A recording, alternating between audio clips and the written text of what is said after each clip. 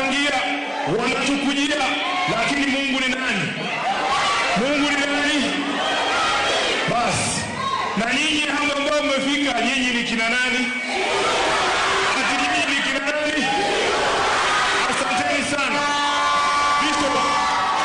Bishop, nataka nikushukuru kwa mahubiri ambayo umetupatia hapa leo, na umetupea changamoto sana. Mimi najua kwamba hawa wanalinda mwananchi, sio baadhi ya wale ambao wana-attack kanisa. Hautasikia neno baya kutoka kwa kinywa chetu kuelekezea kanisa la Mwenyezi Mungu. Jambo ambalo linatuvunja moyo zaidi ni kwamba wale ambao walisimama kwa mgongo ya kanisa wakaingia katika uongozi Kenya hii ndio wanaongoza kutupa tear gas ndani ya makanisa, ndio wanaongoza kuharibia kanisa jina. Sisi hatutakukuta kwa hiyo maneno, Bishop, na tutaitikia mwito ambao umetoa hapa. Sisi sio matajiri, lakini tunajua pia maandiko inakuambia ya kwamba sio kila pesa, sio kila mkono inahitajika kujenga madhabahu ya Mwenyezi Mungu.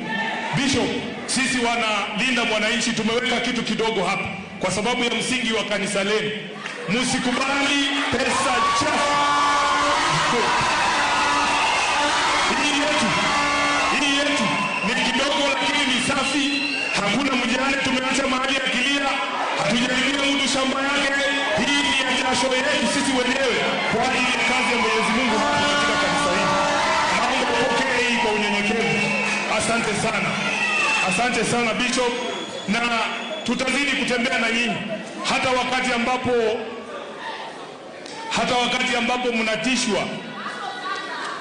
mnatishwa eti msifungue milango ya kanisa kwa ajili ya viongozi wengine kwa sababu ya siasa zetu za kitofauti na zao. Msimame imara, manake nyinyi ndio mtatoa mwongozo wa jinsi ambavyo tutakomboa taifa hili. Wengi wanauliza hao wanalinda mwananchi tunafanya nini Nakuru, na nataka niwaambie tunafanya nini Nakuru. Tumekuja kuleta ujumbe kwamba Kenya hii inaweza kuongozwa tofauti na vile ambavyo mambo iko. Hapa Nakuru sisi tunasema Wakenya wanataka kutawaliwa kwa njia za haki ikilinganishwa na misingi za kidemokrasia na ile maadili ambayo iko ndani ya katiba yetu. Unajua kuna kijana hapa Nakuru aliuawa na jamaa wa KWS anaitwa Brian Odhiambo. Huyo Brian hata Kasongo kijenga hii barabara ikuwe ya gorofa, Brian tawatumia hiyo barabara kweli? Brian taona hiyo barabara?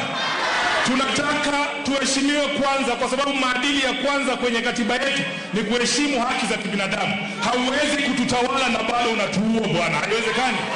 Haiwezekani. Ukiuliza wazazi wa Brian, waulize sahi wanataka hii barabara ya Rironi mpaka Mau Summit iishe ama Brian arudi hai, wanachagua gani?